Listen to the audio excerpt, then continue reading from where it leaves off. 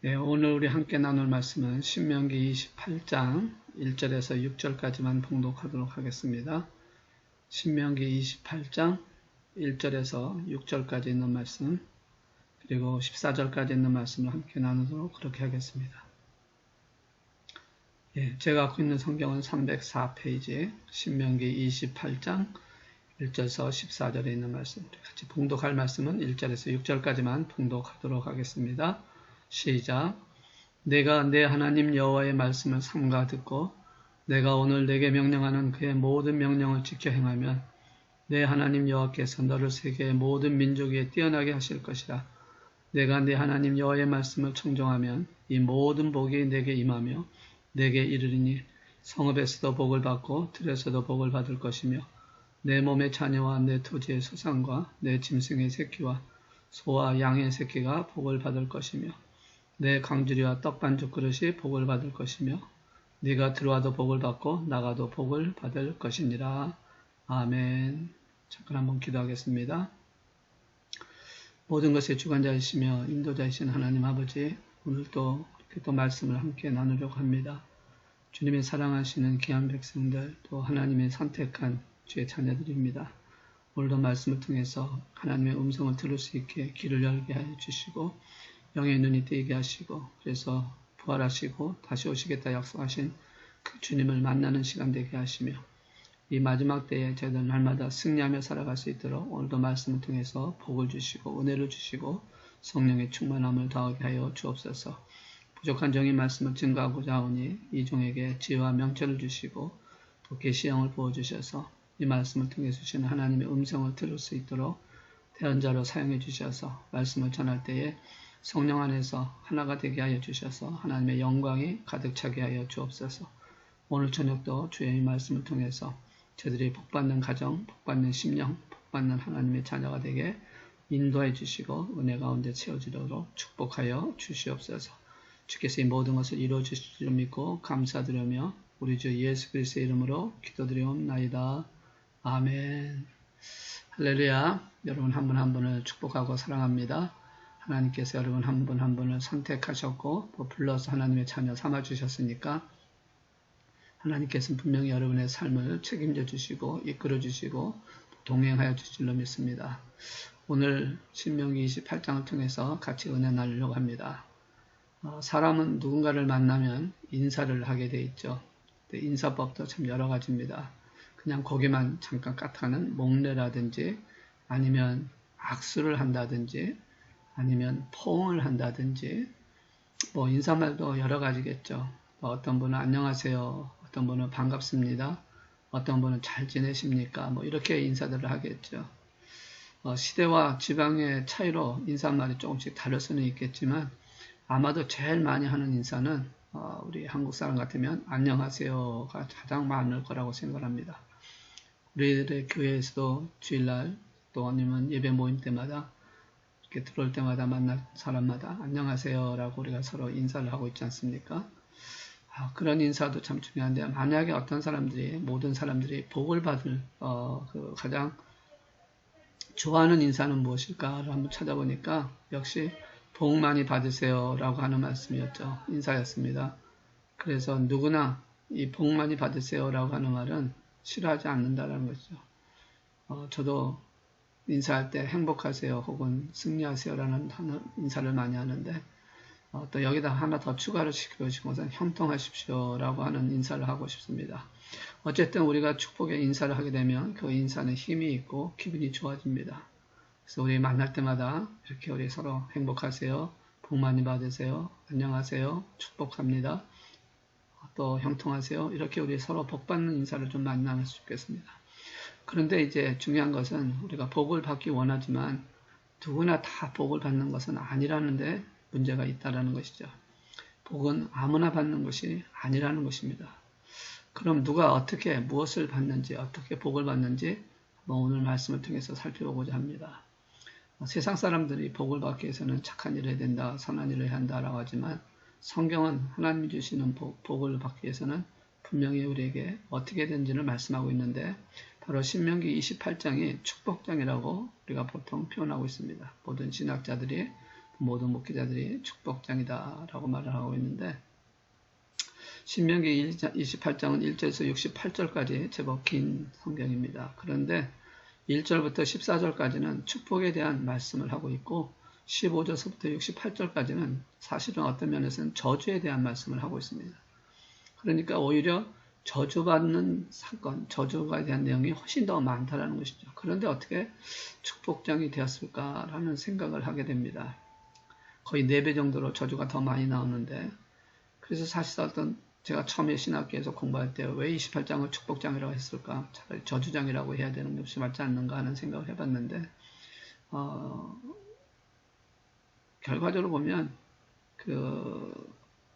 축복장에 대한 얘기를 할 수밖에 없다라는 것을 기억을 하게 됩니다. 어떻게 되느냐면, 여러분에게 한 가지 먼저 질문을 해볼게요. 우리 한번 영상을 그냥 속으로 대답해보세요. 여러분이 보실 때 제가 부모의 말을 잘 들었을 것 같습니까? 아니면 잘 안 들었을 것 같습니까? 예, 저는 결코 모범생은 아니었습니다. 물론 그렇다고 해서 너무 또 대대적으로 반항했던 자녀도 아니고요. 물론 반항한 적도 있었고 또 여러 가지로 갔던 것도 있지만, 그렇다고 해서 그 정도로 뭐 표류나 같은 그런 상황은 아니었다라고 생각을 합니다. 사실 지금 자녀들이 한 명 정도의 선에서 사실 가정들이 그렇게 많지 않습니다. 가족들이. 그래서 사실상 이 말을 하게 되면 좀 이해가 하기 좀 쉽지 않은데, 과거 60, 70년대, 5, 60년도 이때만 해도 사실상 평균적으로 가정의 자녀들이 5명이었습니다. 그러니까 뭐 6명, 7명, 4명이면은 작다라는 얘기를 들을 정도까지 그렇게 많이 썼습니다. 그래서 산하 제한이라는 것도 시작을 해가지고 60년대에서는 이제 산하 제한, 그래서 2명만 낳아 잘 살자, 잘 기르자라고 표현했다가 80년대 와서는 1명만 낳자, 아들, 딸 구별하고 1명만 낳아 잘 살자, 뭐 이런 식으로. 그래서 아주 출산에 대한 것에 대해서 산하를 제한했었죠. 그러다가 90년대 와서는 다시 반대로 출산을 장려하게 됩니다. 왜냐하면 이제 그 당시에는 너무 많이 산하를 제한하다 보니까 인구수가 감소가 되어지는 모습이었죠. 그래서 90년도부터는 출산을 장려했지만 2020년의 그 출산율을 보면 대한민국이 0.87명입니다. 그러니까 1명도 안 된다는 얘기죠. 그러니까 지금 심각한 문제를 갖고 있다는 것입니다. 벌써 지금 이제 감소세로 들어섰다고 얘기합니다. 미국의 출산율은 1.78입니다. 그러니까 감소는 되지 않고 유지는 하면서 그래도 견뎌나가는 그런 모습으로 표현을 하고 있습니다. 그렇게 된 이유가 왜 출산율이 낮아졌을까? 아이를 안 낳는다라는 것보다는 결혼이 늦어지거나 결혼을 하지 않는 것이 점점점 많아지고 있기 때문에 그렇다라고 표현할 수가 있겠습니다. 어찌됐든 간에 말 잘 듣는 자녀들은 그렇게 말할 게 별로 없습니다. 할 말이 있다고 한다면 사실상 그렇지 않습니까? 말 잘 듣고 잘하고 있는데 무슨 말을 더 하겠습니까? 더 잘하라고 말하면 끝나는 것이죠. 그러나 말 잘 듣지 않는 속 썩이는 자녀에게는 당연히 말을 많이 하게 되고 지적도 많이 하게 되고 잔소리도 많이 하게 되어 있죠. 때때로는 화가 날 수도 한다라는 것이죠. 그런데 이 속 썩이는 자녀들이 잘 안 바뀐다라는 거죠. 그래서 이제 부모들이 속을 쓰려하고 힘들어하고 있죠. 그러니까 이 원리를 본다면 모범생에게는 그냥 짧게 얘기하지만 말 안 듣는 좀 속 썩이는 자에게는 말을 많이 하는 것처럼 이 신명기 28장도 역시 이스라엘 백성들에게 잘하는 자에게는 뭐 할 말이 없습니다. 그냥 한마디로 잘 해라, 계속 하라 라고 하면 끝나는 것이에요. 그렇지만 잘 안 듣는 속 썩이는 자는 계속해서 그거에 대한 설명을 해야 되고 그걸 얘기를 하고 있어라는 것이죠. 그러니까 길게 기록할 수밖에 없는 것이고, 그러니까 이게 축복장이지만 저주에 대한 얘기를 많이 할 수밖에 없었다라는 것을 이해할 수가 있다라는 것이죠. 그러니까 너 하나님 말씀 안 들으면 저주받는다. 이게거든요. 15절에서 68절에 있는 말씀은. 그거를 길게 지금 늘어놓고 있는 것입니다. 근데 보시면 이 말씀을 잘 들으면 순종하는 자에게 주시는 축복과 안 듣는 자에게 주시는 저주가 정반대의 모습. 그러니까 2절에서 6절에 있는 말씀과 15절에서 19절에 있는 말씀 보면 완전 거꾸로입니다. 그러니까 딱 두 문장으로 얘기하면 말씀 잘 들으면 복받고 안 들으면 저주받는다. 이것을 말하고 있는 것이거든요. 2장에서 6장에 보시면 네가 내 하나님 여호와의 말씀을 청종하면 이 모든 복이 내게 임하며 내게 이르르니 성읍에서도 복을 받고 들에서도 복을 받을 것이며 이거 거꾸로 하시면 어떻게 됩니까? 여호와의 말씀을 청종하지 아니하면 이 모든 복이 내게 임하지 아니해서 성읍에서도 저주받고 들에서도 저주받고 이렇게 표현이 되어지는 것이죠. 그러니까 완전 거꾸로입니다. 그러니까 중요한 것은 말씀대로 따르면 된다라는 말씀을 하는 것입니다. 지금 이 축복장은 결과적으로 말씀대로 따르면 된다. 그러면 어떻게 말씀대로 잘 따르느냐, 그리고 누가 복받느냐라고 하는 말씀을 좀 이제 구체적으로 표현하고 있는 게 바로 1절에 있는 나머지에 있는 말씀이거든요. 그러니까 복받는 비결에 대해서는 분명히 1절에서 2절을 통해서 세 가지로 말씀하고 있지만 사실은 다 비슷비슷한 말씀입니다. 1절에서 2절까지 있는 말씀 보시면 이렇게 말씀합니다. 우리 같이 한번 다시 말씀 봉독합니다. 시작. 내가 내 하나님 여호와의 말씀을 삼가 듣고 내가 오늘 내게 명령하는 그의 모든 명령을 지켜 행하면 내 하나님 여호와께서 너를 세계 모든 민족에 뛰어나게 하실 것이라. 내가 내 하나님 여호와의 말씀을 청종하면 이 모든 복이 내게 임하며 내게 이르리니 라고 하면서 세 가지를 얘기하고 있습니다. 하나는 뭡니까? 말씀을 삼가 듣고 또 하나는 내가 모든 명령을 지켜 행하면 그리고 셋째는 여호와의 말씀을 청종하면 이란 뜻입니다. 이 세 가지가 어떤 면에서는 다 같은 의미를 비슷한 말씀이지 않습니까? 삼가 듣는다라는 것은 듣고 또 듣고라는 히브리어의 단어입니다. 그래서 다른 성경, 다른 번역이 된 성경에서 보시면 귀담아 듣고라고 표현을 하고 있습니다. 흔히 아이들에게 엄마가 말 좀 잘 들어라 라고 말하는 것은 귀로만 들으는 얘기가 아니라 그것을 새기고 순종하라는 의미 아닙니까?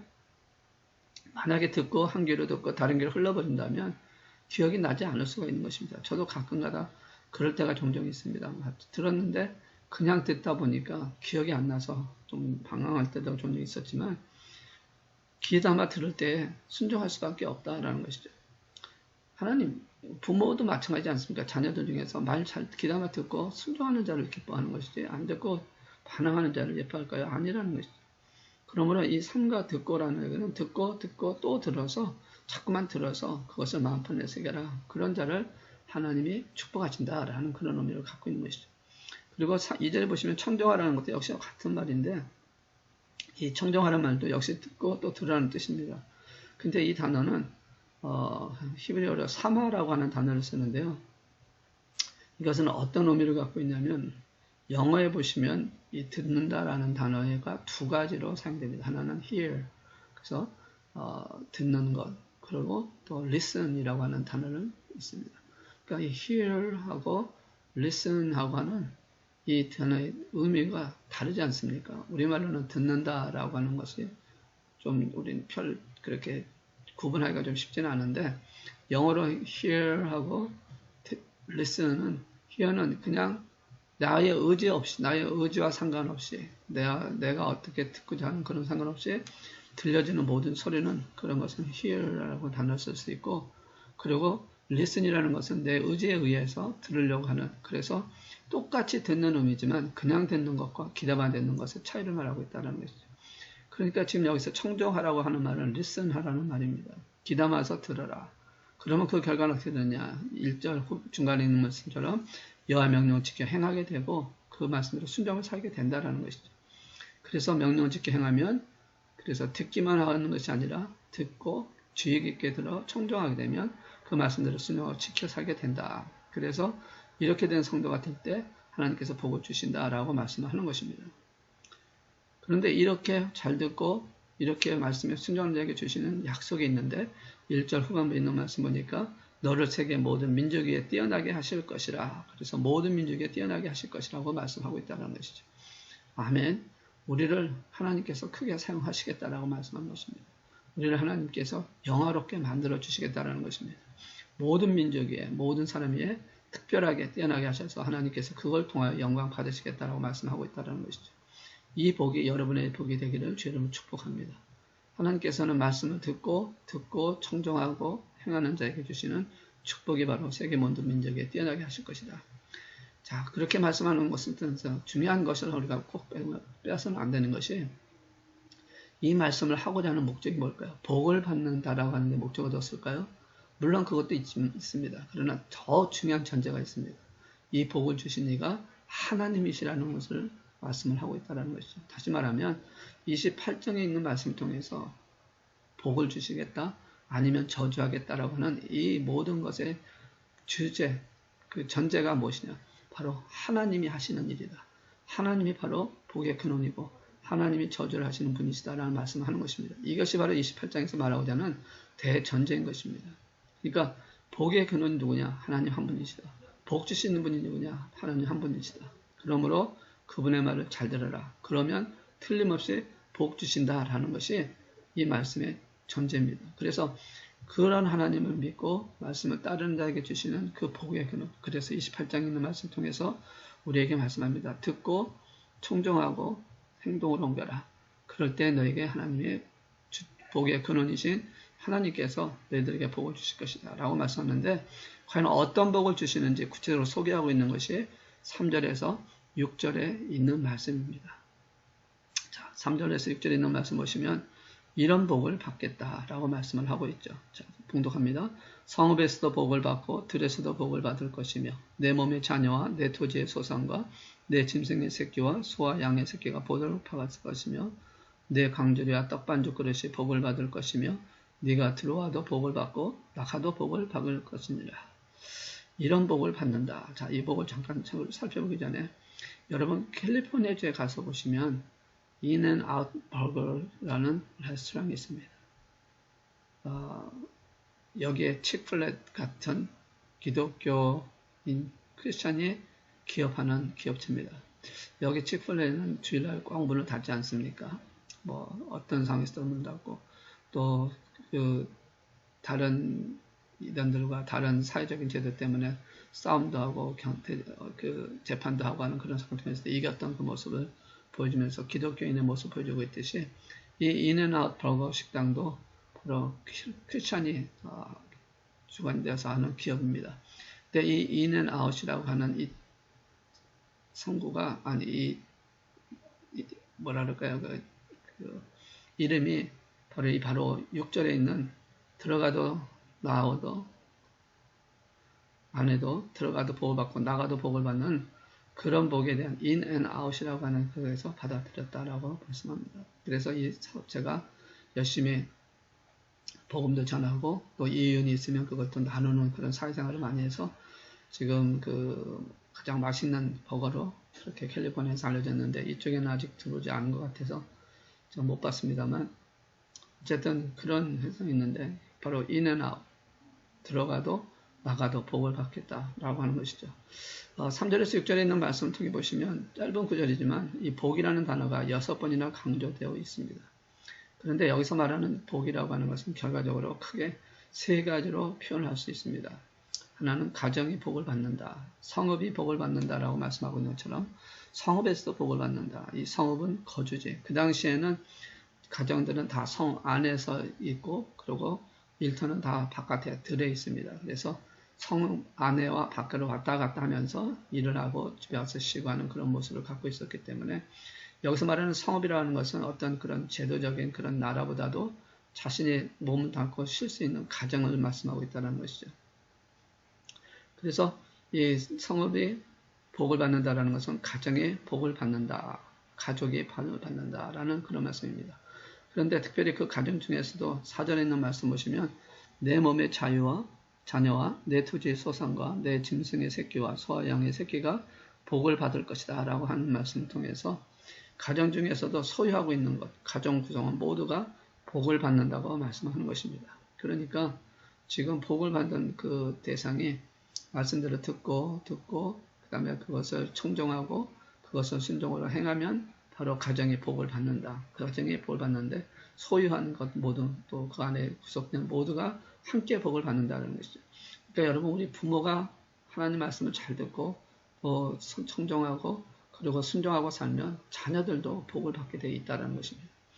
또 함께 속해 있는 연결되어 있는 모든 자들이 복을 받고 있는 재산도 그런 그런 생계에서도 복을 받는 역사가 일어난다는 것이죠. 가축까지도 복을 받는다라고 하는 말씀처럼 모든 소유들이 복을 받는다라고 말씀합니다. 두 번째는 들도 복을 받는다. 이 들은 아까도 잠깐 말씀드렸지만 일터를 말합니다. 사업과 또 지금으로 말하면 직장이라고 볼 수가 있겠죠. 내가 생계를 유지하기 위해서 일하는 장소에 대한 말씀이죠. 그 장소가 바로 5절에 있는 말씀 보시면 이렇게 말씀합니다. 내 광주리와 떡반죽 그릇이 복을 받을 것이다.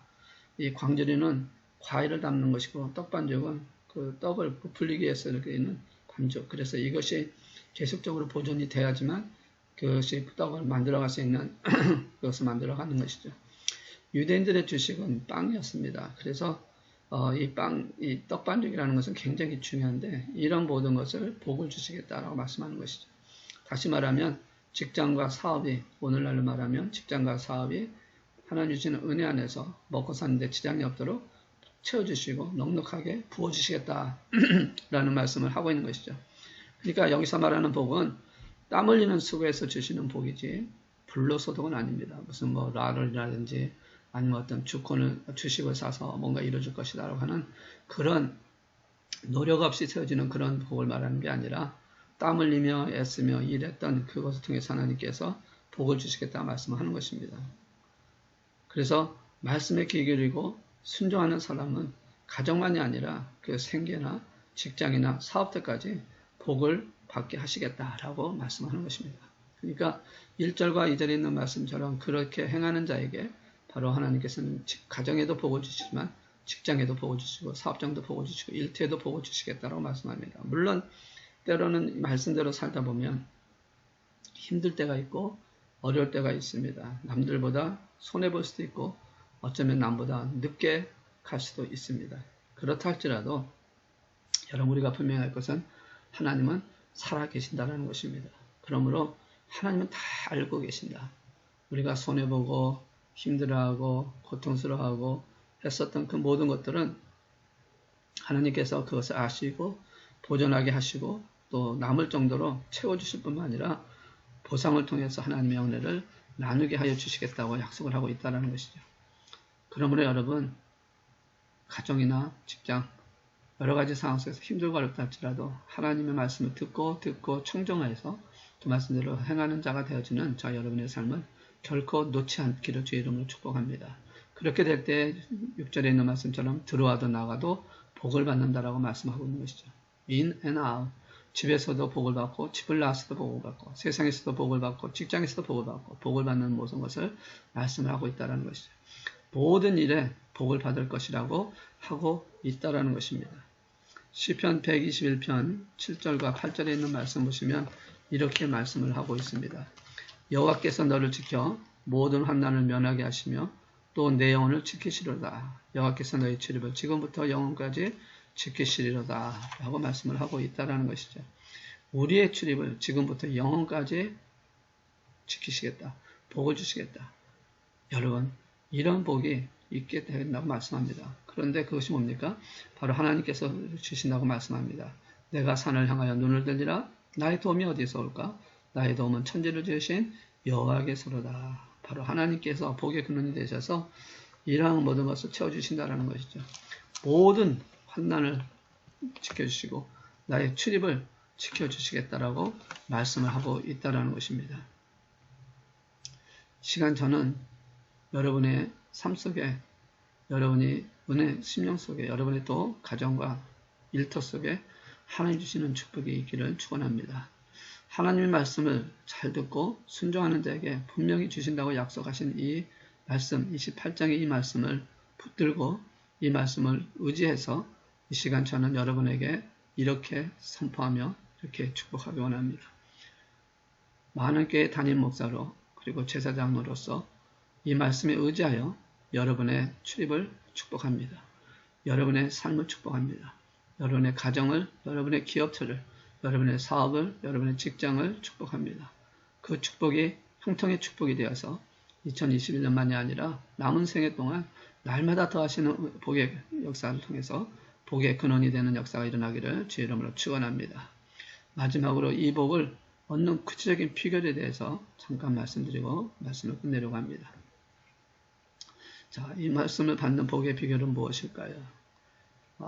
오늘 여기 있는 말씀을 통해서 우리에게 보여주고 있지 않지만 이미 하나님은 신명기를 통하여 이스라엘 백성들에게 말씀할 때 이미 선포했습니다. 신명기 6장에 가서 보시면 구체적으로 비결을 말씀하고 있는데 6장에서 복이 되는 방법을 몇 가지로 말씀합니다. 말씀을 마음판에 새기고 라고 한 6절의 말씀 보시면 6장 6절에 보시면 말씀을 마음에 새겨라 라고 말씀하고 있고 그 다음에 9절에 보시면 문설주와 바가문에 기록을 하라 라고 말씀을 하고 있습니다.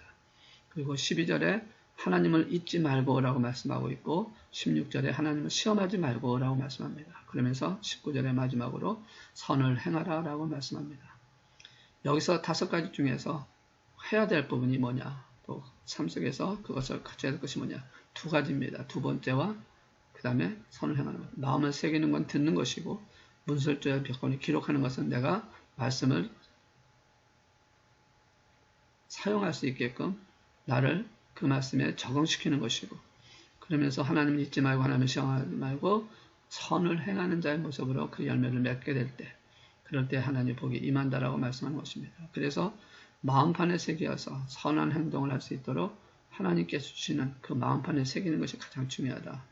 그래서 그것이 바로 문설주와 바가문에 기록을 하라는 것인데 이 문설주와 바가문에 기록하는 것은 무슨 말이냐면 말씀에 생활화되도록 가르치라는 것이죠. 그래서 들어갈 때나 나올 때나 문설주에 있는 말씀을 보고 오늘도 그 말씀대로 살아가기 위해서 몸부림치는 저 여러분이 되어야 한다는 것이죠. 그렇게 될 때 하나님께서는 복을 주시고 통통케 하시겠다고 말씀합니다.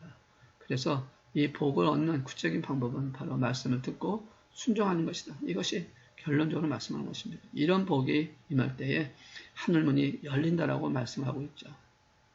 자, 10절에서 14절에 있는 말씀을 잠깐 보면 여호와께서 너를 위하여 하늘의 아름다운 보고를 여시사 내 땅에 때를 따라 비를 내리시고 내 손으로 하는 모든 일에 복을 주시리니 네가 많은 민족에게 구워질지라도 너는 구워지지 아니할 것이며 여호와께서 너를 머리가 되고 꼬리가 되지 않게 하시며 위에만 있고 아래에 있지 않게 하시리니 오직 너는 내가 오늘 네게 명령하는데 내 하나님 여호와의 명령을 듣고 지켜 행하며 내가 오늘 너에게 명령하노니 그 말씀을 떠나 좌로나 우로나 치우치지 아니하고 다른 신을 따라 섬기지 아니하면 이와 같으니라. 그래서 결국 이것은 하늘문이 열려야지만 일어나는 사건인 것을 말씀을 하고 있습니다.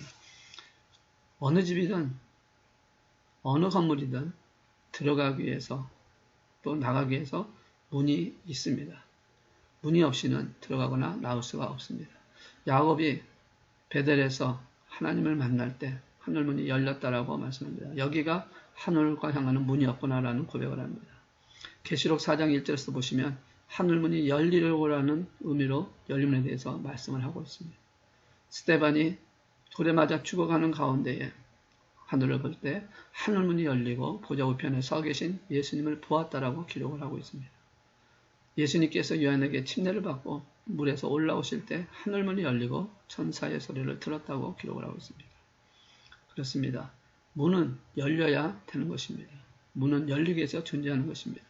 열리지 않는 문은 문이 아니라는 것입니다. 성경에서 하늘문을 언급할 때는 대개 하나님이 주시는 영간의 복과 관련이 되어 있습니다. 그래서 이 문이 열려야 하나님이 주시는 복을 받을 수가 있다는 것이죠. 기도가 안 될 때 기도문이 잠겼다라고 얘기합니다. 기도가 잘 되면 열려있다라고 표현하는 것이죠.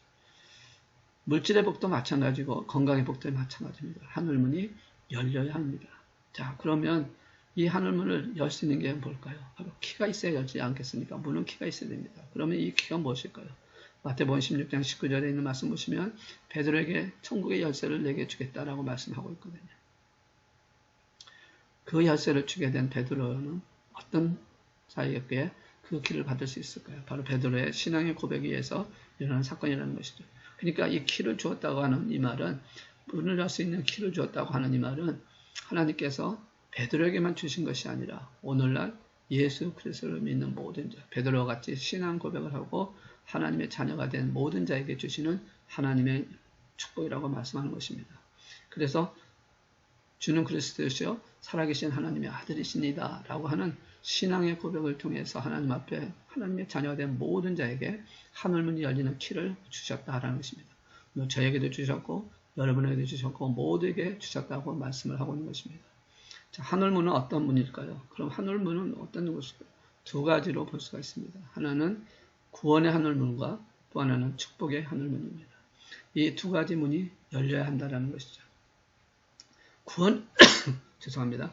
구원의 하늘문은 바로 천국문은 오직 예수님만을 통해서 열리는 것입니다. 이것은 내가 여는 것이 아니라 주님께서 열어주셔야 하는 것입니다. 사람에게 이 문이 열려야 전도도 받고 또 믿어서 예수를 믿게 됨으로 말미암아 하나님의 나라에 들어갈 수 있는 문이 열리게 되어진다는 것이죠. 문이 닫힌 사람은 복음을 믿지 않는 사람입니다. 그래서 결국은 우리가 예수를 믿는 신앙 안에서, 아까도 말씀드렸지만 예수를 믿는 신앙 안에서 예수님이 주시는 구원의 문을 가는 길을 갖고 가야 한다는 것이죠. 예수님께서 그렇게 말씀하지 않았습니까? 내가 곧 길이요 진리요 생명이니 나로 말미암지 않고는 하나님께 올 자가 없느니라. 바로 구원의 문을 열 수 있는 오직 유일한 길은 예수 그리스도십니다. 그래서 그 예수님을 믿는 믿음으로 구원받고 거듭나야 그 문이 열려서 영원한 하나님 나라에 들어갈 수 있는 저 여러분이 될 줄을 믿습니다. 두 번째는 축복의 하늘문이 있습니다. 축복의 하늘문은 바로 하나님께서 열어주셔야 되지만 우리의 바로 신앙을 통해서 우리의 믿음을 통해서 열려지는 사건이라는 것이죠. 복을 받지 못하는 가장 큰 이유는 축복의 문이 열리지 않았기 때문에 그렇습니다. 축복의 문이 열리기 위해서는 바로 오늘 우리 아까도 말씀드렸던 대로 하나님 말씀을 듣고 청종하여 만판의 세계에서 순종을 통해서 행하는 자가 되어질 때 그 천국의 문이 열리고 축복의 문이 열린다고 말씀을 하는 것입니다. 오늘 저와 여러분이 바로 신명기 28장을 통해서 주시는 이 말씀 붙들고 그래서 12절에서 14절의 말씀처럼 그러나 축복의 문이 열리는 그런 놀라운 역사 속에서 하나님의 축복을 받는 저 여러분 되셔서 하나님 앞에 서는 날까지 형통한 역사, 비록 때에 따라서는 힘들고 어렵고 말씀대로 순종하기 위해서 당하는 고난도 있을 것이고 역경도 있다 할지라도 하나님은 결코 그 모든 것을 기억하시고 채우시며 보상하시며 하나님의 영광을 나타내기 위해서 우리를 이끌어 가신다는 것을 기억하시고 우리의 삶을 주 앞에 드리면서 오늘도 주 안에서 승리하시고 하나님의 말씀 안에 세워져가는 저 여러분 되시기를 주 이름으로 축원합니다. 축복의 삶이 되기를 복의 근원이 되시기를 다시 한번 주의 이름으로 축복합니다. 아멘. 기도하겠습니다. 모든 것의 주관자이신 하나님 아버지, 오늘도 살아계셔서 역사하시고 오늘도 말씀을 통해서 우리에게 주신 줄을 믿고 이 말씀대로 순종하는 자가 되게 하셔서 하나님이 부어주시는 축복의 문이 열림을 통해서 복의 근원이 되게 해주시고 복을 받는 하나님의 귀한 자녀가 되게 역사해 주옵소서. 무엇보다 구원의 문이 열리는 놀라운 역사가 일어나 구원받은 자의 삶을 살아갈 수 있게 하시고 그 삶을 살아가기 위해서 주시는 은혜 가운데 형통케 하는 역사가 저들의 삶을 통해서 날마다 더하게 하여 주옵소서. 오늘도 주님 안에서 승리할 줄을 믿고 남은 생에도 주님과 함께 동행하기를 간절히 빌고 소원할 때에 이 모든 간구를 우리를 위해서 십자가 죽으신 예수 그리스도의 이름으로 감사하며 간절히 기도드리옵나이다. 아멘. 자유롭게 기도하시겠습니다. 할렐루야.